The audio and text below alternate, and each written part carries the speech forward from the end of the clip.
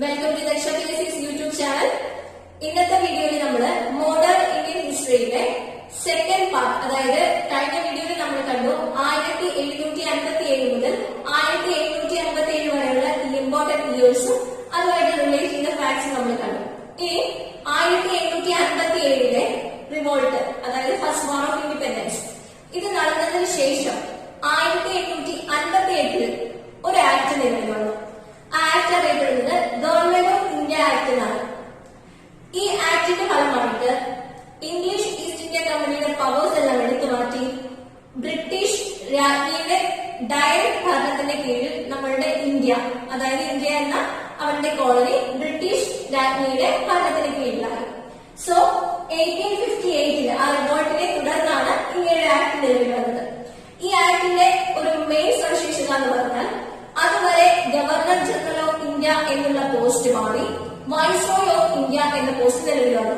So ഈ revolt നടക്കുന്ന സമയത്ത് 1857 റിവോൾട്ട് നടക്കുന്ന സമയത്ത് ഇവിടുത്തെ വൈസ്രോയ് ആരായിരുന്നു? ലോർഡ് കാനിംഗ് ആയിരുന്നു.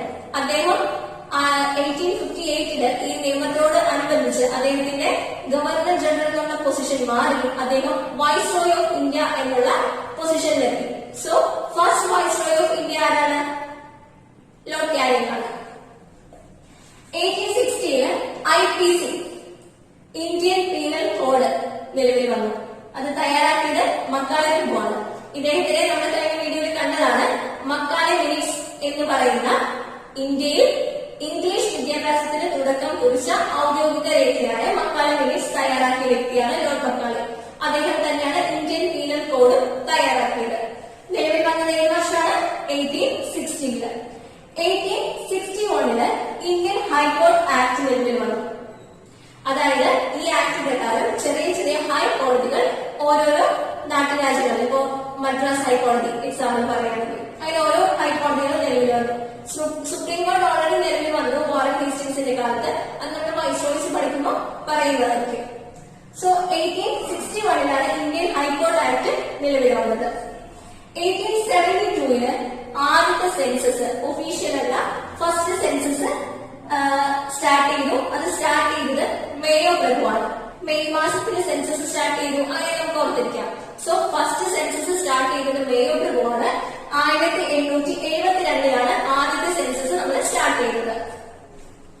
1878 വന്ന ഒരു പ്രധാനമായ ഒരു നിയമം, ഒരു ആക്ട് ആണ് വെർനാക്കുലർ പ്രസ് ആക്ട്, നാട്ടുഭാഷ പത്ര നിയമം. ഇത് ഇൻട്രൊഡ്യൂസ് ചെയ്തത് ആരാണ്? ലിറ്റൻ പ്രഭുവാണ്. സോ നാട്ടുഭാഷ പത്ര നിയമം ലിറ്റൻ പ്രഭു ഇൻട്രൊഡ്യൂസ് ചെയ്തു. അതായത് പത്രങ്ങളൊന്നും നാട്ടുഭാഷയിൽ ഇറങ്ങരുത്. ഒരു രാജ്യത്തിന് ഒരു മദർ ടങ് ഉണ്ടാവുമല്ലോ, അപ്പോ ആ മാതൃഭാഷയിൽ ഇറങ്ങരുത് എന്നാണ് ഈ നിയമം അനുശാസിക്കുന്നത്. പിന്നീട് ഈ നിയമം മാറ്റിയത് റിപ്പൺ പ്രഭുവാണ്. അപ്പൊ ലിറ്റൻ 78 വെർനാക്കുലർ പ്രസ് ആക്ട് കൊണ്ടുവന്നു. അതേപോലെ തന്നെ അതേ വർഷം 1878 തന്നെ വന്ന മറ്റൊരു നിയമമാണ് ആയുധ നിയമം. അതായത് ഇന്ത്യക്കാരെ ആയുധങ്ങൾ കയ്യിൽ സൂക്ഷിക്കരുത് എന്നാണ് ആ നിയമം പറയുന്നത്. അത് ലിറ്റൻ പ്രഭു തന്നെയാണ് കൊണ്ടുവന്നത്. 1881 അപ്പോഴാണ് ആദ്യത്തെ ഒഫീഷ്യൽ സെൻസസ് നടത്തുന്നത്. So 1881 first official census. അത് ആരാണ് നടത്തിയത്? റിപ്പൺ പ്രഭുവാണ് നടത്തിയത്. ലോർഡ് മേയോ നടത്തിയത് 1872 ആദ്യത്തെ സെൻസസ് മാത്രം ചോദിച്ചാൽ നമുക്ക് പറയാം 1872 ലോർഡ് മേയോ ആണ് ആദ്യത്തെ സെൻസസ് സ്റ്റാർട്ട് ചെയ്തത് അല്ലെങ്കിൽ നടത്തിയത്. പക്ഷേ ഫസ്റ്റ് ഒഫീഷ്യൽ സെൻസസ് എന്നാണ് ചോദിച്ചതെങ്കിൽ അത് റിപ്പൺ പ്രഭുവാണ് നടത്തിയത് 1881. ഇപ്പോൾ നമ്മൾ നടത്തുന്ന സെൻസസ് പോലെ 10 വർഷം കൂടുമ്പോഴുള്ള ഒരു സെൻസസ്, അതാണ് അദ്ദേഹം ഇൻട്രൊഡ്യൂസ് ചെയ്തത്. ഇപ്പൊ നമ്മുടെ കൺട്രിയിലെ അവസാനമായി സെൻസസ് നടന്നത് ഏത് വർഷമാണ്? 2011. അത് 15ാമത് സെൻസസ് ആയിരുന്നു. ഇൻഡിപെൻഡന്റ് ഇന്ത്യയിലെ 7ാമത് സെൻസസും. മാറിപ്പോയിട്ട് എല്ലാ 10 വർഷം കൂടുമ്പോഴാണ് സെൻസസ് നടത്തുന്നത്. അവസാനമായി ഇന്ത്യയിലെ സെൻസസ് നടന്ന വർഷം 2011. അത് 15ാമത്തെ സെൻസസ് ആയിരുന്നു. ഇൻഡിപെൻഡന്റ് ഇന്ത്യയിലെ 7ാമത്തെ സെൻസസ്. 1882 ഹണ്ടർ കമ്മീഷൻ നിലവിൽ വന്നു. സോ എന്താണ് ഹണ്ടർ കമ്മീഷൻ? അതൊരു എഡ്യൂക്കേഷൻ കമ്മീഷനാണ്. ഈ ഹണ്ടർ കമ്മീഷനെ അപ്പോയിന്റ് ചെയ്യുന്നത് റിപ്പൺ പ്രഭുവാണ്.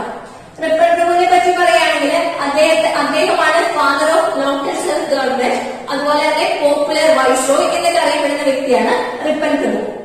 ഞാൻ പറഞ്ഞ വൈസ്രോയ്സിന്റെ ക്ലാസ് നമ്മൾ ഡീറ്റെയിൽ ആയിട്ട് വേറെ എടുക്കുന്നുണ്ട്. അപ്പോ ഫസ്റ്റ് ഒഫീഷ്യൽ സെൻസസ് നടന്നതും ഹണ്ടർ കമ്മീഷനെ അപ്പോയിന്റ് ചെയ്തതും റിപ്പൺ പ്രഭുവിന്റെ തന്നെ കാലഘട്ടമായിരുന്നു. 1881 ആദ്യത്തെ ഒഫീഷ്യൽ സെൻസസ് നടന്നത്. 1882 ഹണ്ടർ കമ്മീഷൻ നിലവിൽ വരുന്നത്. 1885 ഇന്ത്യൻ നാഷണൽ കോൺഗ്രസ് INC രൂപീകൃതമാകുന്നത്. ബോംബെയിൽ വെച്ചായിരുന്നു. ഇതിന്റെ സ്ഥാപകൻ, INCയുടെ സ്ഥാപകൻ ആരാണ്? AO ഹ്യൂം ആണ്. ആദ്യത്തെ പ്രസിഡന്റ് അല്ലെങ്കിൽ ആദ്യത്തെ അധ്യക്ഷൻ എന്ന് പറയുന്നത് WC ബാനർജിയാണ്. INC എന്ന് പറയുന്ന പേര് നൽകിയത് ദാദാഭായ് നവറോജിയാണ്. INC രൂപീകൃതമാകുന്ന സമയത്തെ വൈസ്രോയ് ആയിരുന്നു ഡഫറിൻ പ്രഭു. അടുത്തത് 1893 ഫേമസ് ആയിട്ടുള്ള ചിക്കാഗോ സ്പീച്ച്.